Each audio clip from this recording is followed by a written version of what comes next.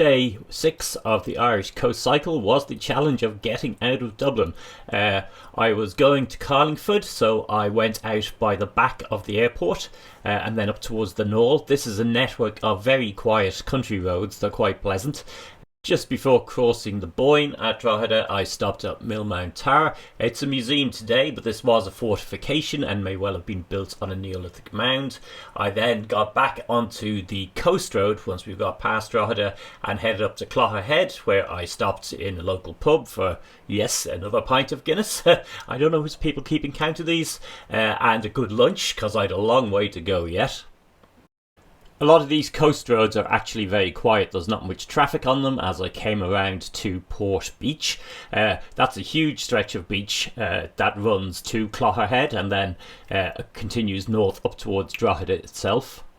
I had an out-of-the-way destination coming up here in the form of Salterstown Pier, which I've seen from many wild swimming Facebook groups. Unfortunately, when I got there, the tide was out, so no potential for getting a swim in.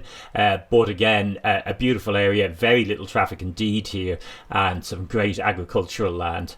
And then it was around to Annagassan, which is a popular spot for campervans, and then through Dundalk, and onto the Cooley Peninsula. There's a complex set of roundabouts there, but there is an underpass, so take your time and follow the signs.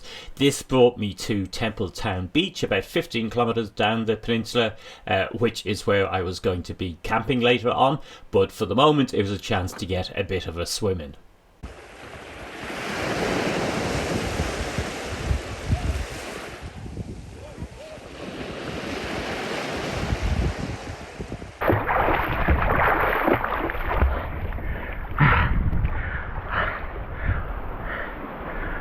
That's my tent on the right at Templetown at another time when I was camping with a friend. And then around to the very tip where there's a great pub. Yet more agriculture, time of year, there was a lot of stuff going on. The beaches here, they're not really beaches at all. Once you get around to the headland, it's quite stony, but this road is very quiet. It doesn't really go anywhere. It's really just a tourist loop, and there are one or two spots where you see people with campervans, and I think you'd probably also get away with wild camping as another alternative. But from here, it was back into the small town of Carlingford itself. It sits in the small space between Slieve Foy Mountain and the coast. There's a great Norman castle there, as well as the marina. And then from Carlingford, there's actually a greenway that runs up along the coast for, I think, about 7 or 8 kilometres until you reach Omeath. From Omeath, I was then going to take myself up into the mountains that run down the centre of the peninsula. That's an impressively steep ascent when you hit it initially. You're really going to feel that you're suffering. But again, very, very quiet roads, very windy roads, and fantastic views once you climb up there.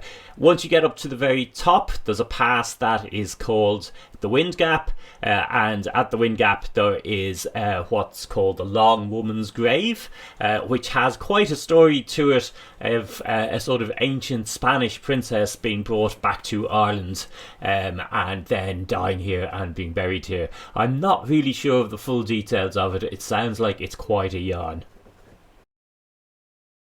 Once at the heights of Wind Gap, it was time for the long descent back down to Templetown Beach.